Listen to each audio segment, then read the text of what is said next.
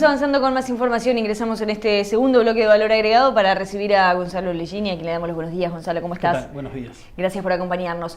Bueno, Gonzalo, para retomar un poquito contigo cómo viene todo este tema Unión Europea-Mercosur, negociaciones que vienen aguardándose con los plazos normales que se había manejado ya hace un tiempo, con una Europa complicada, si se quiere, con situaciones políticas internas en algunos países más complejas. ¿En qué escenario está hoy la negociación?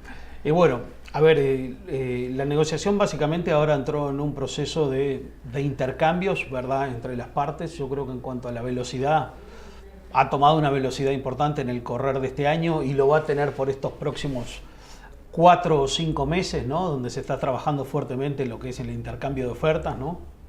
Y ahí también es donde vamos a empezar a ver cuál es el esquema definitivo del acuerdo y hasta dónde llega, ¿no? Eso en un escenario complejo, ¿no? Y quizás no tanto el Mercosur. A veces ha tenido el escenario complejo políticamente el Mercosur. Claro. Hoy el escenario complejo político es del lado europeo, ¿verdad? Tenemos elecciones en un sinfín de países, ¿no? Holanda, Francia, más adelante el propio Italia, ¿no? Con lo cual obviamente va a haber cambios, Alemania, también va a haber cambios seguramente en lo que es la estructura política de la Unión Europea.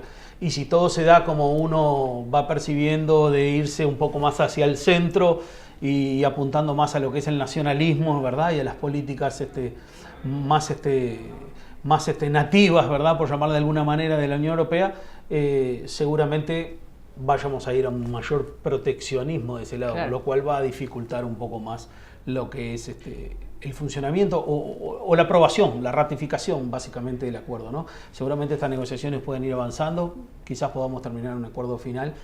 Va a ser bastante complejo ponerlo en funcionamiento, ¿no? La ratificación del acuerdo va a ser complejo porque ahí ya pasamos a tener 27 o 28 voluntades, dependiendo si el Reino Unido termina saliendo de la Unión Europea antes del acuerdo o después del acuerdo, lo vamos a tener que ratificar.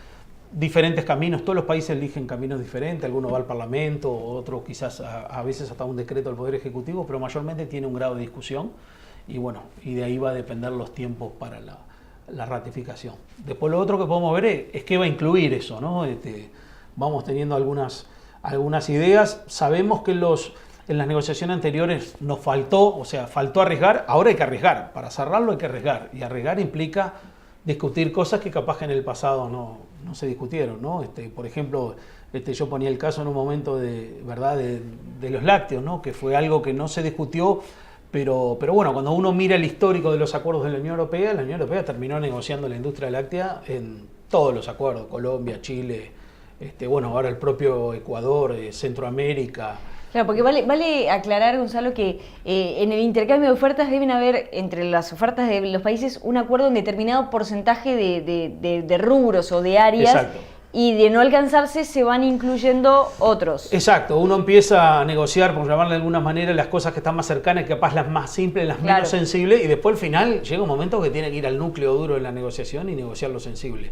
Para nosotros, si miramos regionalmente, obviamente que, por ejemplo, como decía, el sector lácteo es un sector sensible. La carne también son sectores sensibles, en los cuales, pero bueno, la carne tiene una discusión, el lácteo no. Entonces, un inicio de discusión por lo menos, el lácteo no, y yo creo que en algún momento la Unión Europea lo va a poner arriba de la mesa, se va a negociar, y bueno, y ahí hay que ver hasta dónde se llega, ¿no? Si uno se pone a investigar los acuerdos anteriores, son países diferentes, ¿no? La sensibilidad del sector lácteo para Colombia, para Chile, para Ecuador o para Centroamérica no es lo mismo que, por ejemplo, que para Uruguay y Argentina, ¿no? Pero están incluidos en los acuerdos. A ver, bastante de una forma incipiente, ¿no? Tiene un proceso de 15, 20 años en algunos casos, con cuotas de ingreso que se van aumentando año a año.